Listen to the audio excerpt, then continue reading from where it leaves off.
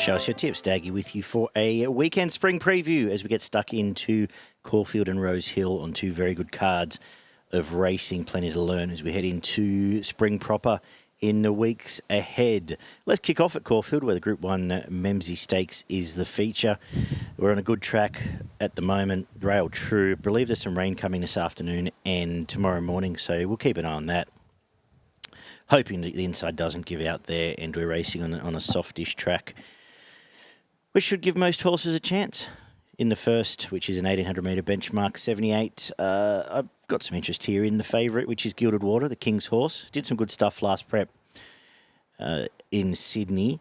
Finished in a weird race where Tajanas took off on it. It had to do some chasing and ran okay. Put up with heat stress out of that. I think it sets up well enough here, comfy enough gate, and should be going to bigger and better things from this. So I'm going to put it on top. From Whiskey on the Hill, who's come back in great order this prep, I think. Gassed out first up where it had to sit wide, but the trial since has been fantastic against Mr. Brightside, which perhaps is a knock on Mr. Brightside, to be honest, when we get to that race. But I think it'll win a race this prep, and I'll make it the main danger. Chase Your Dreams next, gets the inside gate and did some nice things on the way to a holiday in Queensland, which is always a good thing when resuming getting to the spring. The second, as the wind comes up, apologies, hope my sound holds up all right here, is a 1400-metre benchmark, 78 for the girls. And the only concern I have about this horse that I'm going to tip is kicking off at 1400 metres. One horse I want to talk about because I've had enough of the rest of these, and that is On Display. It did some nice things, ended up winning very impressively over in Adelaide last prep. The trials are fantastic, just ploughed the way through the line into nice gate. If it's ready to go, and I'm going to trust the stable that they know what they're doing, starting her off at 1400 metres. The rest of these are pretty beat up, and I think this horse still has enough upside, gets him well enough at the weights compared to some of these, and is the only horse, if you can get $5-6, happy days, just take the each way price. This is a nice horse. I'm just short of declaring it. As I said, there's a couple of little queries, but there's more than a couple of queries on the rest of these. The third is benchmark 84 over 1400 metres. Like the Sydney horse here coming down, Yoshinobu, who, just forget last run, that was the bottomless heavy 10, didn't pick up its feet there, was eased up and not knocked about. And I assume it's come down here looking for some dry stuff and gets it. I think gets a great run from gate 7, possibly even finds 1-1. Somewhere in lurking behind them, and will be in the finish in this race. So I'm going to make it the top pick from Stylish, who's probably the best horse, keeps drawing a bad gate, was snagged last time and ran as well as she could have given the circumstances. I think gate 17 is my concern here, unless that inside is no good. Blake seems to just pull them out now and take the chances coming from the back. So we'll see how the track's playing by this stage. But main danger for now, and Kappa 39 is going all right next best. The fourth, we've got a 2,000-metre handicap here, and an interesting race with some fresh stayers as well. And I'm going to go with one of these fresh stayers at a price, and that is Basalinna, who blew him away first up at the Valley, if you remember, last preparation. The trials have been good for this. She ended up winning, I think, the Ledger, off the top of my head, one of the 2,800-metre races at the end, and it always seems to be a bit forgotten, the mare. And look, again, this is a race where a few of these are a bit beaten up, and at $15-16 fresh, I'm actually tipping a good day for the Brownyard, thinking about this now. It can run a race as well. Put on top at the price. New Look was a very good Australian debut. I mentioned that before its debut, made it, I think, my best value there, and unfortunately ran fourth. That was a good debut. It will be much improved for that, and Revelare had a barrier trial in that same race as New Look. Obviously, we know the ability it's got, and I think will be more revved up for this one. But let's just see if we can get something out of price there for Basalinna. Only other horse I'll mention, Mormona down the bottom there with Mickey D. The fifth is the Heavily, a 1,700-metre listed race here, and I think Braden Star is absolutely flying this preparation. The trials have been just about rock star. Good resumption where it had to go back, add up the line. Ran as, again, another horse that ran as well as it could have given us circumstances first up. Trial since was great, behind the Melbourne Cup winner. It's on top. Great. Should get a good run from gate 4. I don't think it'll be that far back, and I think can fight out the finish. The two that get the the two that will fight it out on pace will be Golden Path and El Rocco, because the rest of these, I think, are resuming for elsewhere. And they'll be the main three, I think, if you're looking to play the race, that I'd look at. 2 down Discreet, I will mention as well, so 3.5. But I think this could be dominated on pace, and if Braden Stardust gets a camp on those 2 leaders, it will be giving them a real scare. The 6 is the McNeil Stakes, an absolute cracker this for the boys. 1,200-metre sprint, and we get my friend Jimmy here, who's now 3 in a row, coming up against some real top horses. I'm going to just go against it here. I'm going to go with McGaw first up. I really like the way it just sticks its head out, even in the last 2 trials. When challenged, it fought off my Gladiola without a lot of urging, and I just think this is a real nice horse. Damien Lane booked first up, ready to go, and should either lead or get the camp behind Vinrock and maybe Highball first up. So I think gets best run, or potential best run, easy to say, from gate 10. So it's on top from Jimmy, who is flying as a fit and firing sprinter. No knock if you want to go that way. Hard fit against resumers, and looking forward to seeing Vinrock, Highball, all back at the races. Absolute cracking race, and there'll be some winners coming out of this for sure. Quaddy kicks off with the 1,100-metre Group 3 Heath, and very easy for me, assuming the rail is no issue, for me to like the leader here in Zarastro. We'll roll across from gate 12. There's not a heap of pace here for an 1,100-metre sprint. Did some good things, including just getting nabbed last time out. Where was that? That was against Jolly Star, in fact. That's fair enough form, isn't it?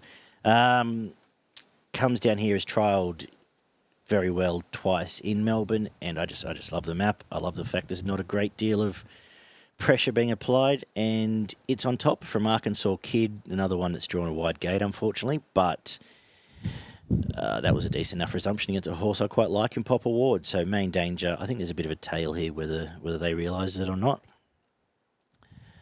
We've got the Cochrane up next, which is 1,200-metre mares race, and we get into these races every year, and the easy ways to make money more often not, because we get the best horses getting in with a great weight setup, and that's why I looked at it this Magic Time. We've seen it for years with horses like Probabile, Quintessa, at times more Joyous, similar. You're getting the set weights races, and they just beat them up. So I know Magic Time on top. I'm not declaring her again, but Mickey D's on. His trials have been fine. It finds the right race to get back in the winner's store. Super keen to see how Pop Award stacks up. I really like her, and she's obviously flying. Put together her last 5 or so, including beating Arkansas Kid last time out. Will run well again here. And the Kiwi horse I thought was very interesting if it gets real wet as well. Damask Rose, inside gate for B Shin. It's about $10, and she is talented as well. Keep an eye on her. They're the 3 main ones when we get to the quaddie as well. The feature is a weight for age Memsie Group 1.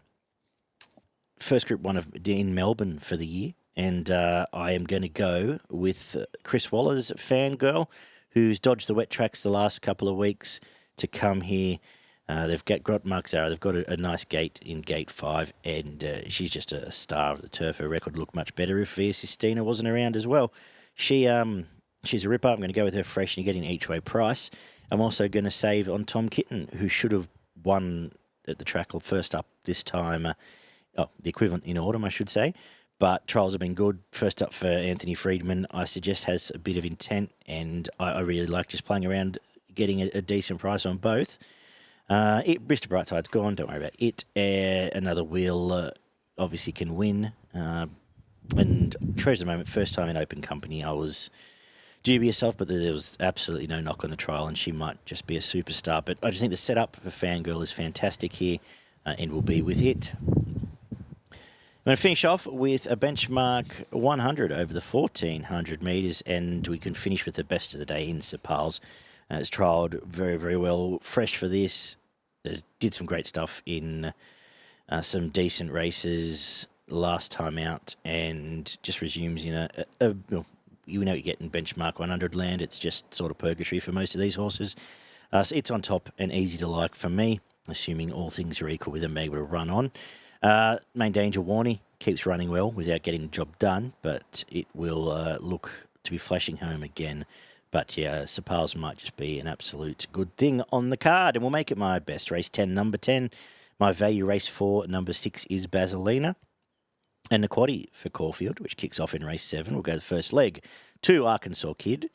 4, Marzu. 5, Tropicus. And 6, Zerastro. Second leg, 2, Magic Time. 8, Damask Rose. 10, Pop Award. And 12, Miss Rumbini. Third leg, 2, Tom Kitten. 3, Antino. Obviously scary. 6, Another Wheel. 9, Fangirl. And 11, Treasure the Moment. And we'll come home with 4, Warnie. 10 Sepals, and I threw in See What I See down the bottom. There is a knockout chance, just because $100 will get you about 42% of that. We'll head to Rosehill next for ChelseaTips.net and have a look at an interesting card. The weather has cleared up finally, and we should get good racing condition. We do have a bit of wind around, which is the concern. Suggest you probably want to get a bit of cover from the top. From what I looked at, it would be coming across the track, so probably be running line for the best part of the day. But we'll watch and learn with that. 800-metre benchmark. Rail goes into 3, by the way. 800-metre benchmark, 72 kicks us off. And, look, Makana comes here with the track win. Maps perfectly, according to the Racing New South Wales maps. And I'm going to put it on top. From Wild Thoughts, who's done some great stuff at Kembla the last few runs. Now has to step up in grade and get away from beating him up down there on wet tracks. And... look, I thought Phillipsburg as an exotic chance. This is the weakest race it's been in for a while, and I think a dry track's going to help it. It's sort of plodding along, going okay. This race suits it. I skipped the highway. I didn't have time to go through this. The third is a benchmark 78, 1,500 metres, and I'm going to suggest that back to a dry track is going to suit Amirakia best. It was okay. Went back and plodded through and slowly sort of picked itself up at the end there on a very heavy track, in a race that I actually hated and wanted to get rid of completely. But I'm going to put on top. The thought of getting rid of it, looking for different form, left me with making Vienna Vixen the main danger. It's going to just have a cosy run underneath Sunshine Law. It's $11. If you want to just ignore that lead-up race and go somewhere else, it looked the obvious for me. And may well be a horse I back as we get closer to the race. But I didn't really like this. It just felt a bit ick, all of this, especially with that wet track lead-up having Pippi Beach win. The fourth is a 1,500-metre benchmark 78. And I've been putting Bjorn's horse here, Nikosi, on top off a complete demolition at Wyong. And I know it was Wyong, but I think just gets a cosy time on pace. Not a lot of pace, not a lot of other on-pace dangers in this one. And since coming over from New Zealand, looks to have improved each bit of work. So I'll put it on top from Sevens, who I really liked its trials. I was kicking myself. I missed it when it resumed at Canterbury, but that was a strong enough win. From reports, paraded pretty well there and has a job to do to catch it, but it's going to be the main danger here for me. Race 5 is a benchmark 78 over the 1,000, and I didn't spend a great deal of time on this one because Amusing is flying. It does have to come back to a drier track, but it gets a cozy run inside along the fence there. Unless that's an issue with the wind. J-Mac sticks. Has been very, very good. All prep, mare in form. I didn't think much further than that, and I moved on. I'll back it. Again, all things being equal. Excuse me. The 6 1,300-metre up-and-coming stakes. As we see the new season 3-year-olds resume. And I'm going to go with the one that is up and going in Grand Prairie. I thought another horse that ran as well as it could. It's on the drift, just look at this, but to run as well as it could of its last couple, just nabbed by Skyhook. He's a top horse. It was one of the fancies in the slipper last start. The fact it's now hard fit, the fact it's going to be gate 2 and have a choice to sit where it wants, just about, leaves me with it on top. From Providence, who has had the Queensland trip in winter. JMX on trial is very good and is obviously a scary proposition. They were the two main horses in my thought for me, but I was just going with the fitness edge for Grand Prairie. The quaddie kicks off with a benchmark 78 over the 1,100 metres. And look, I thought, I'm just going to throw one out here at a price, and that's Cosmonova. It's 20s. Has proper metro form, has been running really well. If we're coming down the outside by now, I think it sets up well. It's had a trial since its last start where it chased Cloudland, who is a bit of a gun fresh. And as I said, just at the price, I was very interested to take it. So it's on top for me because a lot of these other ones, including the favourite, coming out of some weaker stuff. And actually going to make the main danger. Polyglot, good resumption. alongside Roslyn Star on that wet track. It will improve from a top yard, but you're not really knocking it. Just was more enticed by the bigger price. We'll get to the rest of the horses for the quaddie shortly. The San Domenico Stakes is the feature on the program, an 1100-metre sprint for the 3-year-olds, and this is another cracker, where I was much more interested in a couple of horses around the $8 marks than I was at the two favourites, and that's a Rivellino, a horse I've talked a lot about in the last 12 months. We tipped it in the slipper. It probably should have won. Trials have been good. Inside gate, we'll see how far back it gets, but you've got Jay Collett to look after that for you.